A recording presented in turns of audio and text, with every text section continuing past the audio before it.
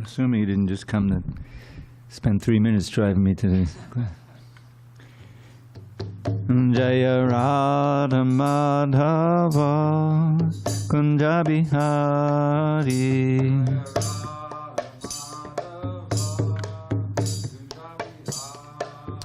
Jaya Radha Madhava Kunja Bihari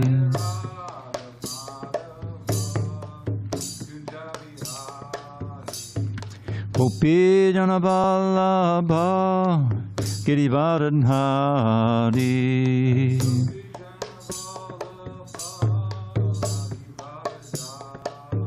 Jaya Gopi Jana Vallabha Girivardhari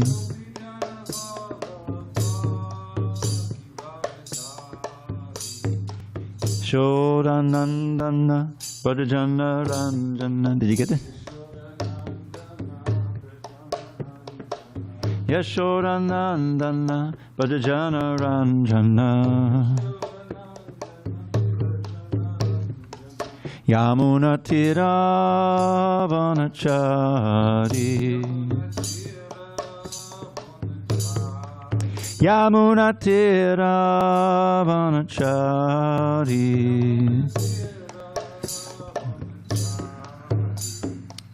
Hare Krishna, Hare Krishna, Krishna Krishna, Hare Hare, Hare Rama, Hare Rama, Rama Rama, Hare Hare.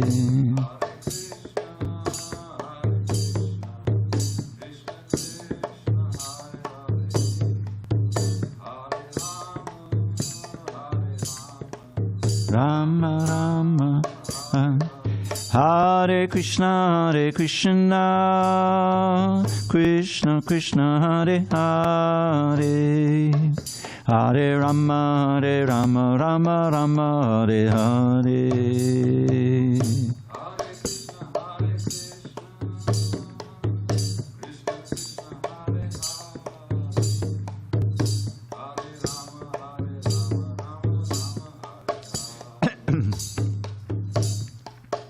Hare Krishna, Krishna Krishna, Hare Hare, Hare Rama, Rama Rama, Hare Hare. Hare Krishna, Krishna Hare Hare, Hare Rama, Rama Rama. Jaya Radha Madhava Kunja Bihari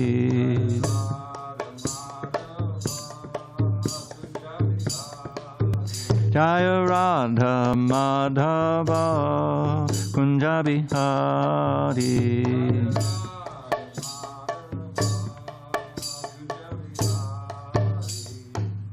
Jaya Om Vishnupad Paramahansa Purvajaka Ashtotar the Sri Srimad Divine Grace, Srila A.C. Bhaktivedanta Swami Prabhupada Ki Jai. ISKCON BBT founder Acharya Srila Prabhupada Ki Jai. Jai Om Vishnupad Paramahansa Paravajaka Ashtotar the Sri Srimad Divine Grace, Srila Bhakti Siddhanta Saraswati Thakur Ki Jai. Ananta Koti Vaishnavinda Ki Jai. Namacharya Srila Haridas Thakur Ki Jai. Srimad Bhagavad Gita Ki Jai. Samaveda Bhaktivinoda Ki Jai. All glories to the assembled devotees. All glories to the assembled devotees. All glories to the assembled devotees. All glories to Shri Guru and Gauranga. So, is this some kind of miracle? This was red, this was blue. There was a blue one. And now there's a red one. And it's at the right spot. You never know. Could be a miracle. How that happened. No, I don't know, maybe. Anyway, there it is. Om Namo Bhagavate Vasudevaya. Om Namo Bhagavate Vasudevaya. Om Namo Bhagavate Vasudevaya.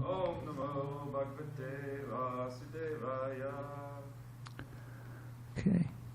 On this 22nd day of January 2024 in San Diego, we're reading from Srimad Bhagavad Gita as it is, translation and commentary by His Divine Grace HG Dravida Swami Prabhupada. And we are in chapter 4 entitled Transcendental Knowledge. And we're going to read text 34 again. And that's on page 220. But you have a different book. Yeah, we have the heart. You both have it. Maybe Jesse, you can tell them what page it's on. 220 in the hardback. Now they both have softbacks. They have different pagination. Okay. Tad vidhi pranipatena pariprashnena sevaya upadekshanti te jnanam jnaninas tattvadarshinaha tadvidhi pranipatena pariprashnena sevaya upadekshanti te jnanam jnaninas tattvadarshinaha tadvidhi pranipatena pariprashnena sevaya upadekshanti te jnanam jnaninas tattvadarshinaha tadvidhi pranipatena pariprashnena sevaya upadekshanti te jnanam jnaninas tattvadarshinaha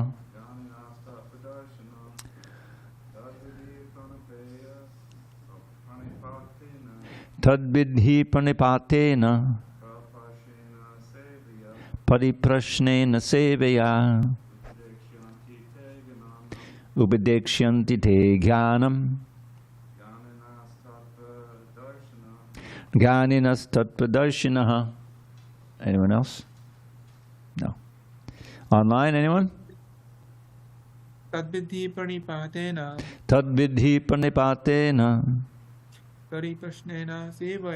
pariprashnena sevaya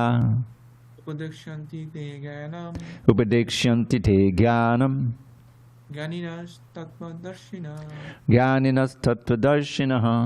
Okay, word by word meanings. Tat, that knowledge of different sacrifices. Vidhi, try to understand. Paripatena, by approaching a spiritual master. Pariprashnena, by submissive inquiries. Sevaya, by the rendering of service. Upadekshanti, they will initiate. Te, you, jnanam, into knowledge. Jnaninaha, the self-realized, tattva, of the truth. Darshinaha, seers. Okay. Just try to learn the truth by approaching a spiritual master. Inquire from him submissively and render service unto him. The self-realized soul can impart knowledge unto you because he has seen the truth. Purport. Oh, sorry, I'm going to read that again. I forgot to. Just try to learn the truth by approaching a spiritual master, inquire from him submissively, and render service unto him. The self-realized soul can impart knowledge unto you because he has seen the truth. Purport. The path of spiritual realization is undoubtedly difficult. The Lord therefore advises us to approach a bona fide spiritual master in the line of disciplic succession from the Lord himself. No one can be a bona fide spiritual master without following this principle of disciplic succession. The Lord is the original spiritual master, and a person in the disciplic succession can convey the message of the Lord as it is to his disciple. No one can be spiritually realized by manufacturing his own process, as is the fashion of the foolish pretenders. The Bhagavatam 6.3.19 says, Dharmam tu sakshad bhagavat pranitam. The path of religion is directly enunciated by the Lord.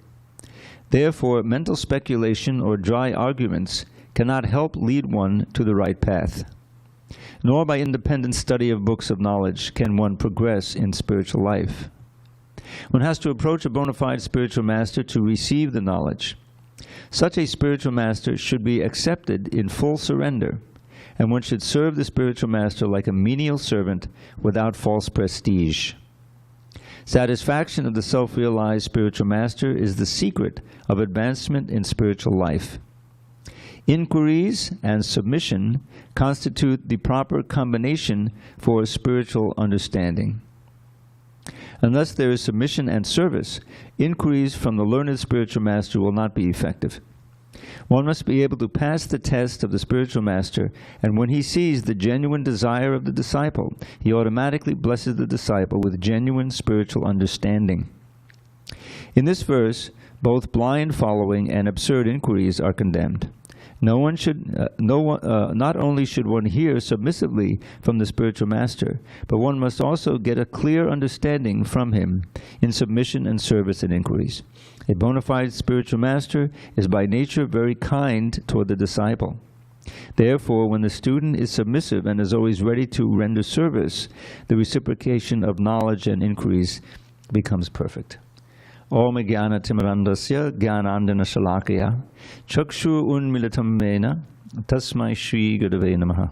I was born in the darkest of ignorance, but my spiritual master Srila Prabhupada opened my eyes with the torchlight of knowledge. I offer my humble obeisance unto him and all members of Sri Parampara. So this is one of the key verses of the Bhagavad Gita, because it lays out the importance of surrendering to a genuine spiritual master. This is the famous Haribol, Jordan. Yeah, you can sit here, but you need a book. Just make sure you get a book. Okay. The process of Krishna consciousness, or bhakti yoga, is supremely personal. And by that I mean that at every step, it is an interchange or a reciprocation of service and blessings given by the spiritual master and given by Krishna ultimately. The Bhagavad Gita literally means the song of God, and Bhagavan is a word that defines what we understand to be God, or the supreme, what probably called the supreme personality of Godhead, indicating that there are other personalities of God who are not supreme, and that's also part of the philosophy. But supreme personality of Godhead generally means God as we understand. The supreme person, he has all the powers, and when we read about him in this book, we understand that we, simply by being alive, simply by being conscious beings, we have an intimate relationship with him. He claims to be the father of every living being in this world. Living being means the trees and the plants and the insects and everything where you see consciousness. That's the indication of a soul or Atma. And the human life, the human form, is very special, because only in this form can we inquire about these things, can we even develop the desire to understand what is called the absolute truth, or how we can be relieved of all difficulties in this world and attain a state of unending bliss. That's really what we should aspire for. Anything relative to this world, accumulating money, this relationship, that relationship, it's all temporary. It's all temporary. You can be the richest person in the world, so many billions or whatever, but when the body finally gives out, as it must, you leave it all behind. Krishna says in the 10th chapter, he lists a lot. This is called Vibhuti Yoga. Vibhuti means he's enumerating some of his powers and some of his identity with various things. So one of the things he says is, I am as death, mrityu sarvahataschaham. It's very sobering. As death, I take everything away. Now, people don't usually think that death is God, but when you think about it, you can't say no. You know, when that time comes, the body gives out for whatever reason, you got to leave it. Now, the fact that we say you have to leave it, and rather than you die, actually, one of the first teachings is nobody dies, in truth. When you understand we are pure spirit, not this body. The body is a very complicated machine that we're riding on. There's a verse in the 18th chapter, Prabhupada quoted all the time. Ishwarak savabhuteshu, Ishwarak savabhutejam, riddesher junatishtiti, brahmayan savabhutani yantra rudani mayaya. Krishna says, as the Ishwara, the Supreme Controller, I am in the heart of everyone, as what we call the super soul, the super soul. And Ishwarak savabhutanam, riddesher junatishtiti, brahmayan savabhutani, and each living entity is wandering. We're wandering in this world. We know we go from here to there, but really what he's saying is that we go to different planets, we go to different species. We being the soul who never dies, never born, never dies. That's you learn in the second chapter. Next, Najayate mrite vakadachan. That Sanskrit means there's never any birth, never any death for the soul, for the individual soul, who's very minute, but indivisible and fully conscious. We are the consciousness in the body. So that's never killed. But we've had different incarnations in different forms before, mostly lower, some of them higher. We could have fallen from the heavenly planet. But they're all behind us. We can't remember them. But when this body finally gives out, we will get another body for sure. And what will determine what is that body? The state of our consciousness. If our consciousness is pure, meaning if it's purely Krishna conscious, and we'll explain what that means, then we go to Krishna, who's in the spiritual world. And no longer will we be burdened with these temporary material bodies, which give so much suffering. It'll be our last death, and we'll never come back here again. And we'll go back home, back to Godhead. This was Prabhupada's famous phrase he coined. So that's the goal in Bhakti Yoga. We're not just trying to, I started doing yoga back in 1971, I think it was. And yoga meant, bending and stretching, standing on your head, learning all those things. And I had been quite sick in the hospital with hepatitis for over a month, and I wanted to get my health back. So I said, well, let me try this yoga I've heard about. It was just getting started in America at that time, I had to go all the way from Long Island way into the city to get one yoga studio. Now you go down every corner. And so I started doing that, and it worked. I was able to regain my health. I became a vegetarian. It was great. I'm still standing on my head, doing that. It's very good for you. But anyway, in that environment, I also got some spiritual, hint of a different kind of yoga. And it's a long story. I won't burden with it. But eventually, I went to the temple and I became attracted to this mantra, this Maha Mantra. We'll talk about that. So here, Krishna, back to the verse. He's in this chapter. It's already the 34th verse. It's entitled Transcendental Knowledge, and it's knowledge in terms of how we can act in this body. In the realm, it's all about sacrifice. If you remember, different kinds of sacrifices you can make for higher goals. Just like even on mundane plane, people sacrifice all the time. They have to sacrifice so much to go to work in order to, get the money to pay the rent and everything. It's a kind of sacrifice. You would rather not do it, but you have to do it. Sacrifice and austerity are very close. So, but here, because of the knowledge you get, transcendental knowledge, you are instructed how you can perform a sacrifice that'll move you closer and closer to your final goal, which is simply put, escape from the rounds of birth and death and old age and disease. The Buddhists know this, it's called the samsara, the wheel of samsara. We've been suffering since time immemorial, in complete ignorance, But now in the human form, we have the brain power to understand this kind of knowledge. So that rather than continue our sojourn, our stay in this world, which is really like a prison sentence. The very word Durga, this is one of the goddesses. Durga is the material energy personified. Durga means you can't go. Ga means to go in Sanskrit. Dur means difficult. You can't get out of it. It's a prison. And the prison is in our own mind, actually. Because it is the attachments we cultivate in this world from the interaction of the senses and the mind with the sense objects, We all know there's so many things you're attracted to and so many things you're afraid of. It's the opposite side of the coin. That's also binding us. Those are all in the mind. When the physical body drops, the mind doesn't die, and the intelligence and the ego. This is the subtle body. It's explained right near the beginning. And it's that subtle body with all those unfulfilled desires and fears and everything, plus the results of our karma, good and bad, that determines what kind of birth we're going to get. And there are beings, you know, the super soul is there, but there's also higher demigods who are determining where we're going to go. What does it say?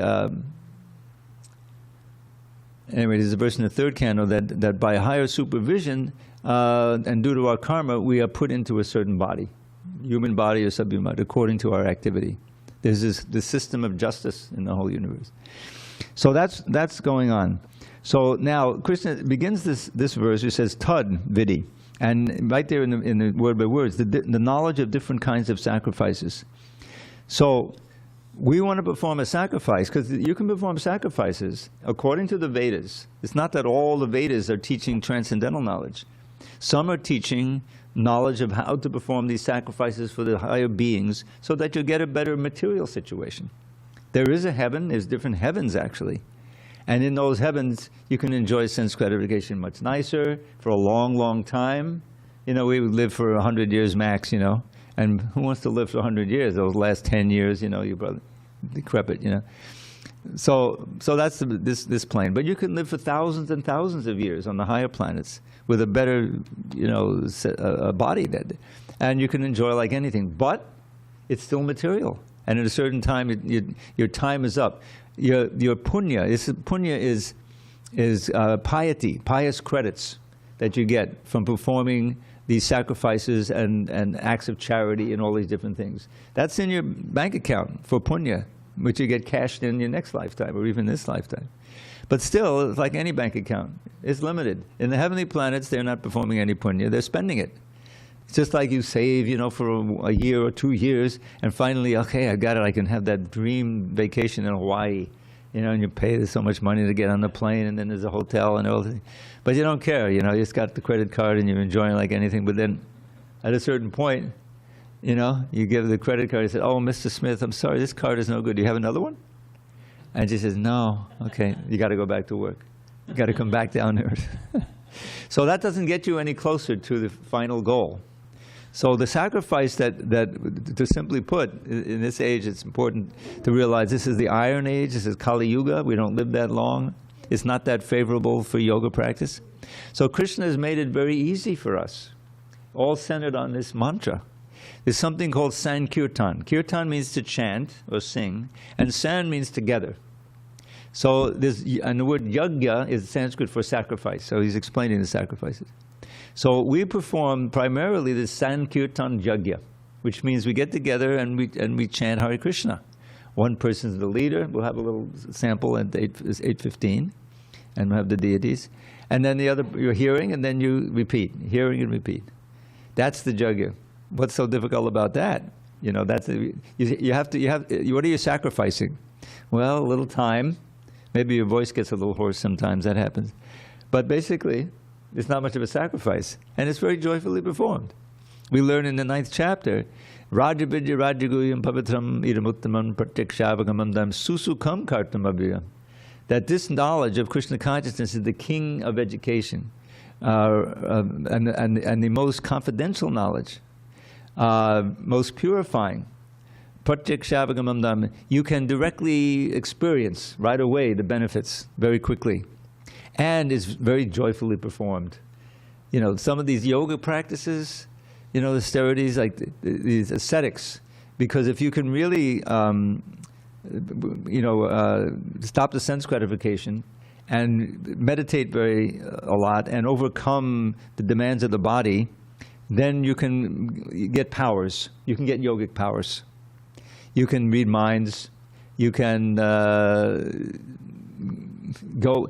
I mean, I experienced, not that I did it, but I experienced it when Prabhupada left his body. He didn't. We say die. You know, he left his body and resumed his activities in the spiritual world.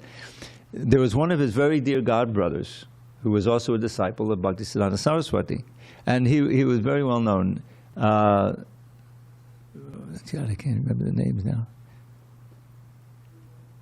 But anyway, he was in Vrindavan with Srila Prabhupada in his last days, you know.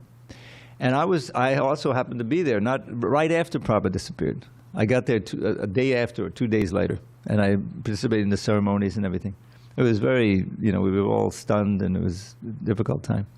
But then I was on a mission also for the Back to Godhead magazine, and that was to confirm his name was Krishna Das Babaji. And he was very beloved all the devotees because he always loved to chant Hare Krishna. He always was laughing in ecstasy, you know, and he was very friendly. So he was with Prabhupada in Vrindavan, and then a few days later, I flew down to Calcutta and went to Mayapur. That's another holy place, you know, where Lord Chaitanya appears. Because we had some information from that one of Prabhupada's godbrothers, who was also a disciple of Bhaktisiddhanta, had proof that Srila Prabhupada was the Shaktavesha avatar. Shaktavesha means someone who's especially empowered by God to do a certain mission. So this is certainly newsworthy. I'm working for Back to Godhead, so I went down there.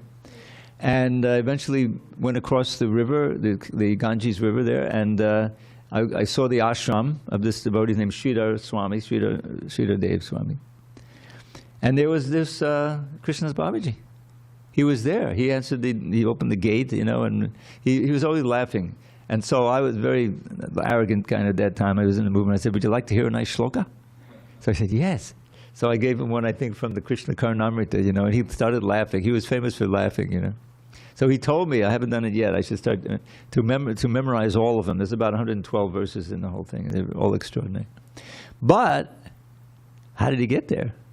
Babajis don't travel on trains. You know, he didn't travel on a train, he walked. So walked, or they have a power. You learn that you can get in a river up in the Ganges River, or you get in the Yamuna River in Vrindavan, which is a tributary of the Ganges. And then you can go anywhere on the Ganges practically instantaneously. Anyway, it finally registered me, well, how did he get here so quick? You know, so even today, these powers are there. So anyway, that's not why we're doing these austerities. We're not chanting Hare Krishna, so, oh yeah, I can read minds, I can fly in the air, I can walk on water. No, it's like that. Those powers are possible. But that's not why we're practicing yoga, and we're not practicing the processes that give that. So, therefore, we need knowledge in order to know. Tad vidhi, that knowledge of the different sacrifices, you can understand by this process. Everything is personal. And so Krishna, he empowers his dear devotees to be what is called spiritual masters, or the common parlance, gurus. And what is the function of the guru? Just like in this Bhagavad Gita, it starts out with Arjuna. It's very dramatic. These are 18 chapters in a very large book called the Mahabharata, which is the great history of India. And the main plot deals with this war that took place. We call the Battle of Kurukshetra. And it was all about succession. Who would be the king? I'm not going to get into details of it now. But this is an interlude. It's an 18-chapter interlude in which Krishna, who's the Supreme Personality of God, and he's very dear friends with the protagonists on one side of the fight, who are goodness personified. Arjuna's elder brother Yudhishthira was the son of Dharma, Yamaraj. Arjuna himself was the son of Indra. Bhima was the son of the wind god. So all of his brothers were like very high-born, and their mother was Kunti and like that. So Krishna has an interest, as he explains at the beginning of this chapter. Why does he appear? Why would he come down to this world when he's cavorting in the spiritual world, you know, with the gopis? And why would he bother coming here? Because we're his descendants. We're his children. He says, Sarva yoni chakontiya murtiyak sambhavandiya tasam brahma mahayonir, 14th chapter, aham bija pradakvida. All the different living beings here, not just human beings. He says, I am the seed-giving father. Just like, you know, the mother and father, the seed, and his mother grows the body. So this material energy, the whole of it is like mother, and Krishna gives the seeds here, and we develop according to our past lives. You know, it's a situation where we get so many births in the material world, up and down the species, and we can go anywhere. And then if we're not realized by the time the annihilation comes, which it does, the whole universe is destroyed, then we get merged into the body of God in the form of Mahavishnu. And for many, many millions of years, we're not conscious. We're like suspended animation, and we're just, you know, nothing, until we again come out. And he infuses those living entities into trillions and trillions in the bodies, and gradually they take birth and they populate the whole universe. It's explained in our main book, the Srimad Bhagavatam, all of this. So, but Krishna, he has a connection. He doesn't forget. He's always there in our heart. In our heart, all of us have Krishna present as the super soul. And he's trying to enlighten us, but we're not listening. We're focused outside. So he comes externally as the spiritual master, who is full of knowledge, tattvadarshi. He's seen the truth. With spiritual vision, he sees God everywhere and in the hearts. And he's full of knowledge. The definition is very nicely given. Several verses. Tad vigyanatam sagurum e bhagavadgita samit pani shotriyam brahmanishtam. This is one verse Prabhupada always quote about this, approaching a spiritual master. Tad vijnanarta means if you want to get this transcendental knowledge, which is essential if we want to achieve the goal of life and practice spiritual life and bhakti, then it's imperative to approach a guru. Sagurum e bhagavadgita. What are the qualifications? Oh, first of all, how to approach it. Samit pani, which is symbolic for being very humbly, with the firewood in your hand. In other words, here's some wood for the sacrifice, with the attitude of service, which is mentioned here. Shotriyam brahmanishtam. Shotriyam means he himself has heard from his guru. This is what the disciplic succession. You see, Prabhupada would always glorify and told many stories about his own guru, Bhaktisiddhanta Saraswati Thakur. So today, here, you know, it means hearing, but also reading. Reading, you know, we can't just hear. In the previous ages, you would just hear and absorb the knowledge that way. But then in the Kali Yuga, we have to have the book. We can pour over it, you know, again, and figure it out, you know, like that. So that's okay. That's a form of hearing. But there's a disciplic succession of realized souls who have practiced the knowledge and the system that's been given, that's been handed down, and realize the same truth and are very eager to pass it on. Because the whole thing is built on mercy and love. Krishna, he's not abandoning us. There's no thing like eternal damnation in Krishna consciousness. There are hells, but you're there for a finite amount of time, then you come up again and you get another chance. You always get another chance. But we've been blowing it all these times. Who knows how many lives we spent. Now is the chance, the human form of life. There's so many wonderful verses like that. Recently I was contemplating several verses, there's a bunch of them, that describe the various boats that you can get on to cross over the ocean of birth and death. So Krishna himself says this verse in the 11th canto of the Bhagavatam. Nirdeham adyam, sulabam sudurlabam, plavam sukalpam, gurukarna dharam. Mayanukulyena nabasviteditam, puman bhavabdim nataret sa atmaha. So Sanskrit is such a beautiful language. So Nir is short for Nara. Nara means human being. So the human body, this is we all won the lottery, much more valuable than the lottery down in the corner. Oh, it's $600 million. All right, let me pay my heart. You already won the lottery just by being a human being. But now you have to cash the ticket, which means to take up bhakti. So nirdeham adyam. Adyam means full of all kinds of facilities. He's comparing it to a boat, the human body. Deha means body, and nara is nara. Nara deha means that human body is like a boat for crossing over the ocean of birth and death. And you got all the facilities you need. Adyam. And then is a play of words. He describes it in two opposite ways. Sulabam, sudurlabam. Sulabam means easy to get. Sudurlabam means very difficult to get. Well, which is it? You know? So it's both. It's easy to get because every living entity, no matter how fallen you are, you eventually come back up to the human form. So in that sense, it's easy. But sudurlabham means it's rare. Of all of the trillions of organisms, living beings, but to speak of just human beings, it's very rare to be a human being, and even super rare to be inquisitive about this kind of knowledge, which is what will take you out of here. So, sulabham, sudurlabham, plavam. Plavam is the boat. So the human form of life is like a boat to cross over the ocean of birth and death. But you have to have a captain of the boat, and it's a sailboat. There's no motor. So, so he says, plavam sukalpam, very finely tuned. You know, you've got everything you need. Guru Karnadan, and the guru, the spiritual master, he's speaking here, he's the captain. Now what about the favorable winds? Krishna says, I take care of that. Mayanu kulen and nabasvitera means the winds are my speaking of all of these books. Now Krishna speaks directly here in the Bhagavad Gita, but all of the books, the Bhagavatam, it's all coming from him. So the words of God, those are the favorable winds that take the boat. So we have the boat, we have the captain, for direct guidance, and we have the favorable winds of all this knowledge. So then the last line, he gives the verdict then. Guru Karnadaram, Mayanukun Nabastutedam, Puman, the human being, Bhavabdim, the ocean of birth and death, Natar 8 does not cross Atmaha, is like a killer of the soul. Now you can't kill the soul, but you're just wasting this precious activity. You know. So Srila Prabhupada came because he saw all of these souls who had no inkling of this knowledge, and he saw, well, maybe there's some who were receptive to it. So he had the mission from his spiritual master, you spread Krishna consciousness in the West, you write in English and speak in English, because he knew English quite well. So, you know, the whole lifetime of doing that, finally he's 69 years old, and said, well, it's now or never. You know, so he was able to get free passage to America. Imagine, he didn't get on some airplane. You know, it was a cargo ship, not even a passenger ship.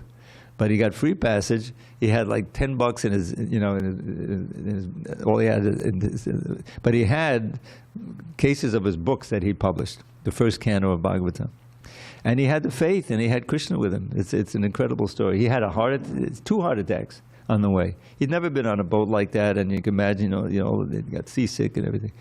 So he thought, if it happens again, I'm a goner. So he has a dream, and Krishna's taking the boat. He said, don't worry, I'm taking charge of the boat.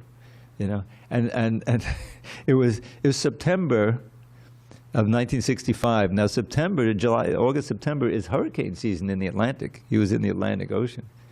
It was calm as ice, as a mirror. And the captain had his wife with him on the ship, on the boat, and she joked when they got to Boston, and then he came down to New York and said, will you please come back with us, Swami? We've never had such a smooth crossing before. You know, because they... So all kinds of miracles like that happen. So Prabhupada, he sacrificed so much to give us this chance to get real knowledge.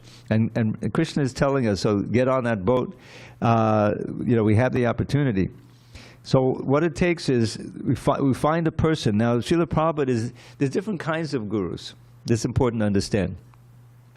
There's the guru that generally we understand in ISKCON, someone who accepts you as a disciple, who initiates you, gives you a new name related to Krishna, and takes you surrender to means that you accept as your guide, and you vow certain vows. The main vows we take are giving up illicit sex, meat eating, gambling, intoxication of all kinds, and chant 16 rounds. Those are the only two vows. But there's a lot more instructions that we're meant to try to follow eventually. But that's the beginning.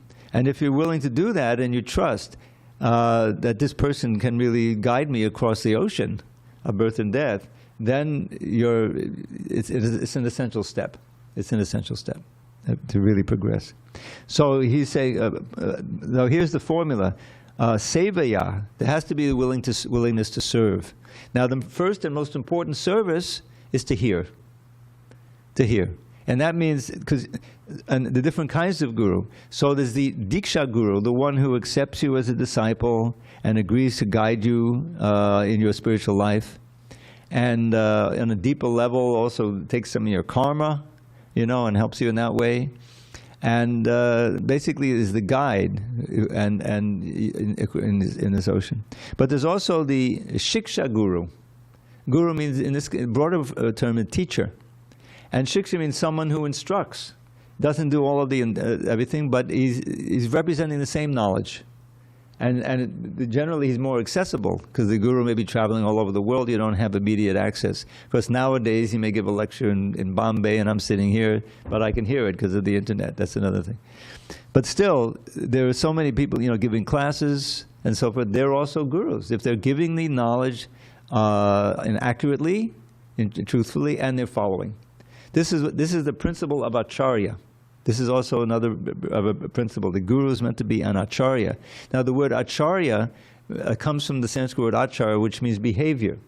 So the qualification of acharya means that he knows the shastra, the scripture. Bhagavad Gita is the main one, but there are others also. Bhagavatam, like that. Hare Krishna, welcome. Hare Bol Arjun.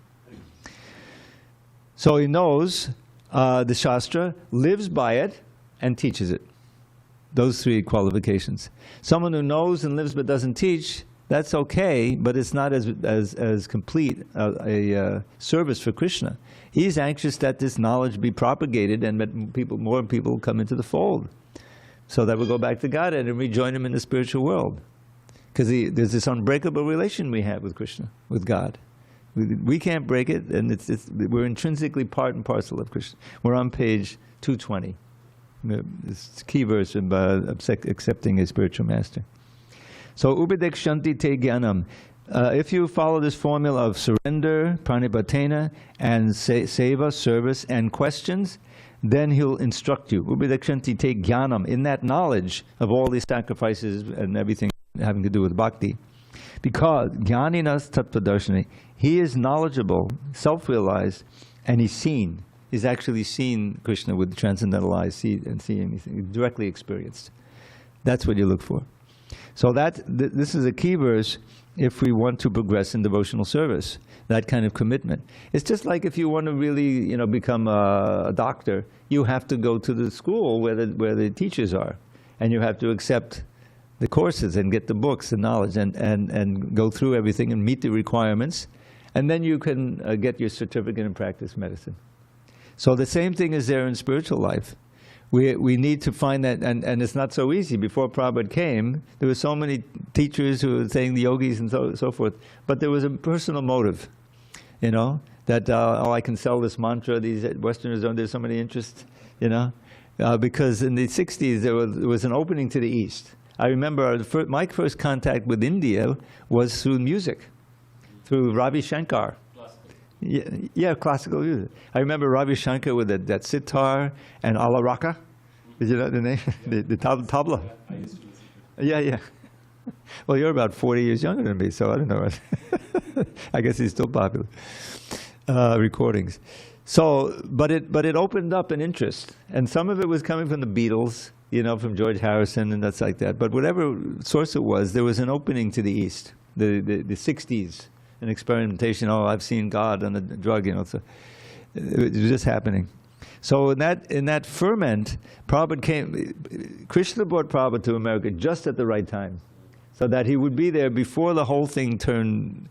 There was a certain point where, because it was based on the drugs, and that was like freaking people out. And then the drugs changed from LSD to methamphetamine, and that like that. And the whole thing, there was a summer of love, one summer in 1967, where all the youth in America was trying to get to San Francisco, and there were big crowds. I got there a year late, thank God. 68, it was kind of ending already, but 67, and that's the year Prabhupada went there. He came in 65. He worked hard, and then after a whole year, he was able to finally found this International Society for Krishna Consciousness in New York. And then one of his disciples told him, Mukunda, Mukunda, he's legendary now. One of the first disciples, he really wanted to go to India, So he got initiated, and he and his wife, he had his wife there with him. And on the way out the door, on his, he was there in 20. He told Prabhupada, it would be a really good idea if you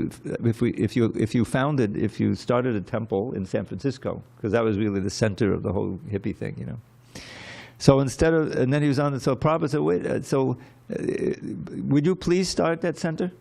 Mukunda he's on his way to India.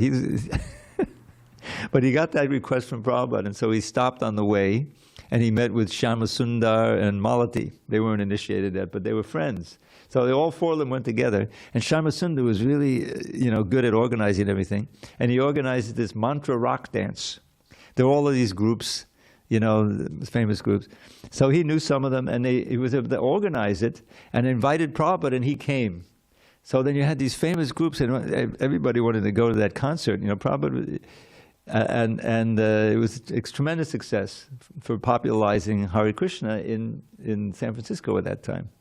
So what I'm just trying to get at is that Krishna put Prabhupada in just the right place at just the right time, so that the seeds would be planted, the seeds of interest, and you have people chanting Hare Krishna all over, and that chanting of Hare Krishna is just tied everyone together. It was a whole, and in those days, I came at the tail end of that in '73. I joined in New York, and we were going out at least 3 hours a day on Harinam on the streets of New York, Fifth Avenue. We would go. I have a couple of pictures I can show you of me back then. And that was that kept you, very blissful and able to follow the four regular principles and all of these things. This Harinam Sankirtan.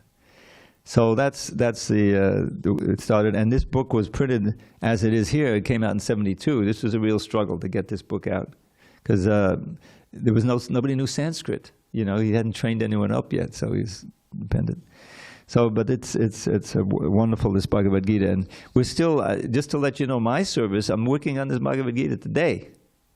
That we're going through and finding any little discrepancies there might be that we will fix. I'll show you one. This is one of my favorite verses, chapter 5, text. All right, that'll be next chapter, text 22, I think it is.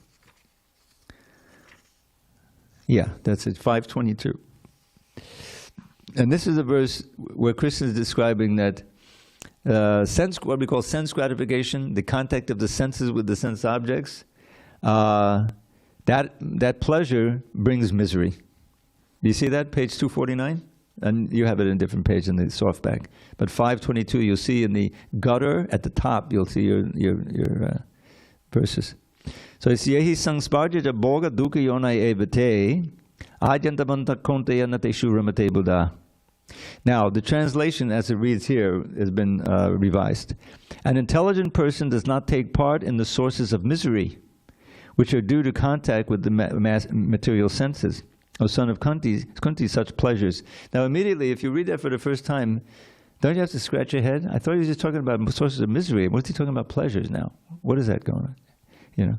The actual meaning here is an intelligent person does not take part in the pleasures which are due to contact with material senses. O son of Kunti, such pleasures are the sources of misery and have a beginning and an end, and so the wise man does not delight in them. Doesn't that read a little easier? Right. Otherwise you got to do some editing on the fly, right? So that's the kind of thing we're doing. We're finding this has been like this since 1972. We've had this, So once you make an edit, it goes through a series of approval from many. Well, that's part of what we have. We have a whole committee of Blue Ribbon Committee. Manu Swami is on it. Bhaktivedanta Swami, who visited here, you may remember. Very, Radhika Raman was on it, but he's too busy now. So these are all very learned devotees, And this one has already been accepted. I suggested this change, and they accepted it. This is really what Prabhupada meant and what Krishna means here. But that's going to be it. When we're done, this will be the end of revision. So whenever the improvement happens, the new edition comes? No, the new edition came because there were many, many revisions. Are you suggesting, how do we know that this is the latest version of that book? Well, there's a date, the date of publication. Yeah, that would be okay. Yeah, this is 2021 you have, right? See, that correction hadn't been yet incorporated here, but in 2022 printing it has been. But yeah, this is inevitably, we're still at the beginning of this movement. This is a 10,000-year movement, started 550 years ago with Lord Chaitanya's advent, but we have a long way to go. But this is we're part of it. So we should try to contribute as much as possible, because it'll be good for us and good for everyone else. The best thing we can do for our friends and family and everyone is to induce them to at least investigate the book, chant Hare Krishna like that. I remember when my mother was passing away, just shortly, a week before she passed away, I was with her in my brother's house in a hospice situation. And she had been, interested in the movement. She was a subscriber to the magazine, Back to Godhead magazine. And I visited her several times after my father passed, and we would chant Hare Krishna together and everything. So she appreciated it, yes. So, but at that final point, I said, "Mom, it's time for japa." And so he said, "What's that?" I said, "Well," I said, "we'll chant Hare Krishna." Okay, she was into it because she couldn't see at that point. So I started, and the whole mantra was too much to memorize. So I just a couple of names at a time. Hare Krishna. And she said, "Hare Krishna." She was saying very nicely and with great enthusiasm. So this is great. We went on for maybe 15 minutes. I have a recording of it. And then 2 weeks later she passed. So it was auspicious. But that's the idea, is that we try to advance in the process, which we can do. There's so many do's and don'ts, and try to give to others. And that's what these temples are all about. These are outposts of the spiritual world, where we get together, we hear about Krishna, we chant, we invite others, we have classes every morning, and I do these three times a week, this class. And we have the beautiful deities where you can see the Lord, you can hear, and in this way you can purify your existence and get closer to God. We're already close to God, but we can realize how close we are. All right, any questions on this verse? Very key verse. And Prabhupada describes it, he emphasizes the qualifications that Krishna gives: service, surrender, and inquiry. You have to be curious about the knowledge, and then it manifests. And don't forget, Krishna's in your heart, and so he'll guide you. Your super soul is there. And so when you do something that pleases the spiritual master, then Krishna is pleased, because the spiritual master is Krishna's servant. He knows what he wants. And basically he wants us to come closer to him and become purified. And what's the benefit? Text 35. Yagyatvana punarmoham evam yasasi pandava yena bhutanya sheshani drakshasyatman yato mahi. Having obtained real knowledge from the self-realized soul, you will never fall again into such illusion.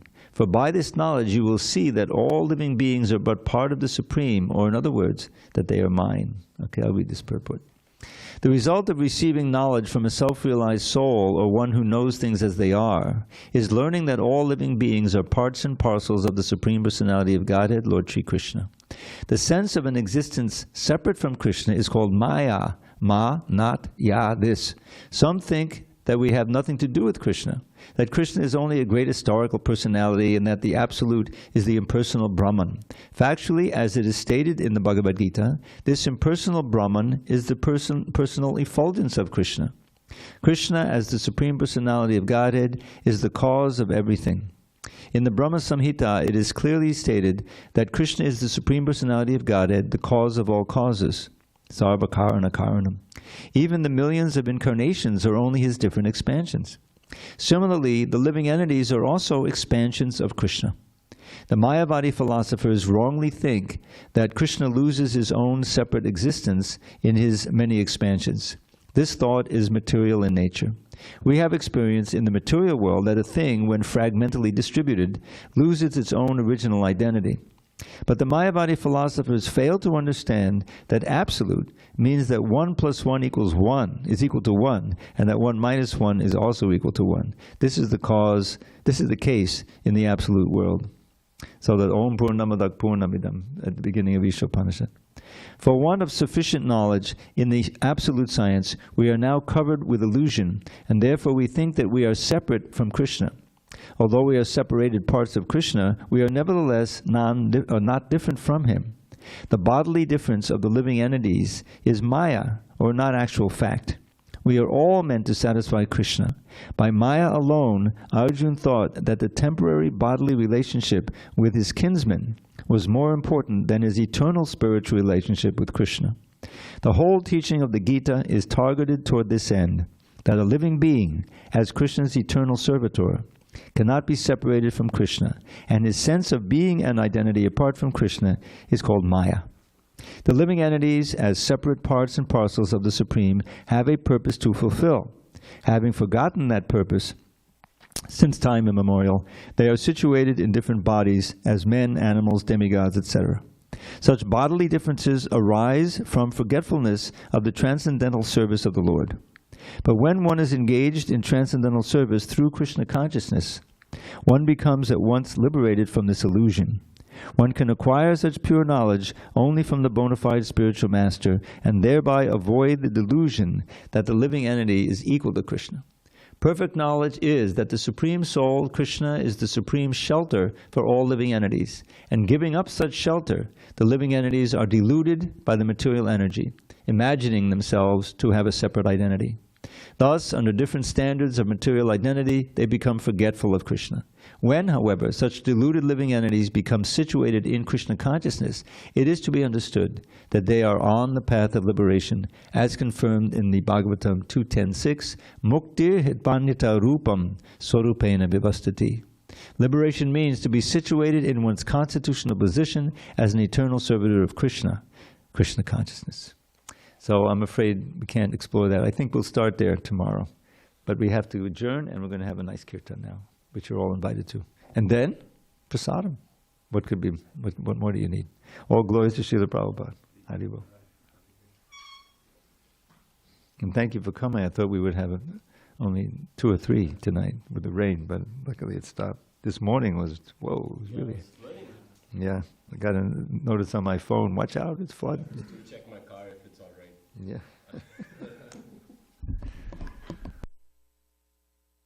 We have 21 people watching live, Prabhu.